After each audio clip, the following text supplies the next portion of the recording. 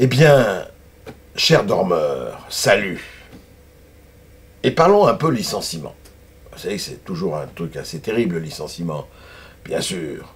Et il y a eu récemment un licencié pour faute grave, et c'est vrai que licencié pour faute grave, c'est terrible, parce que en principe, vous n'avez pas d'indemnité, c'est Raymond Domenech.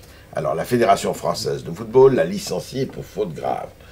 Il n'a pas serré la main de l'entraîneur d'Afrique du Sud, il n'a pas rendu compte à ses supérieurs hiérarchiques des amabilités que lui a dit Nicolas Anelka pendant la mi-temps, et puis d'autres billevesées du même ordre. Bon.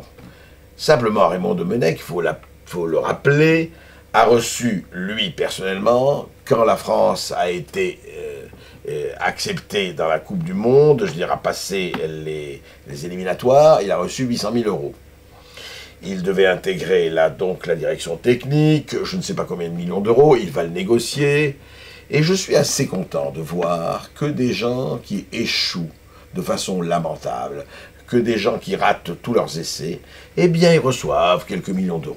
Franchement, il y a une justice immanente magnifique. C'est-à-dire, au fond, ce qu'on dit, c'est vraiment que plus vous êtes, par exemple, président du Crédit Lyonnais, et que le Crédit Lyonnais, quand il était public, a perdu 150 milliards, et moins vous avez de sanctions. Eh bien, Domenech, j'espère pour lui qu'il va bien s'en tirer, qu'il va avoir un nombre respectable de millions d'euros qui vont lui permettre à lui et à sa famille de vivre tranquille, pour je ne sais quel exploit. C'est intéressant, hein, la justice immanente, hein. C'est-à-dire que, au fond, nous sommes dans une société sans sanction, nous sommes dans une société à irresponsabilité illimitée. Et c'est ça qui fait la grandeur de ce cher et doux pays, qui va trottiner allègrement dans le peloton de queue. Mais nous vaincrons, car nous sommes les plus forts, et n'oublions jamais le slogan de nos grands-pères, l'Allemagne paiera.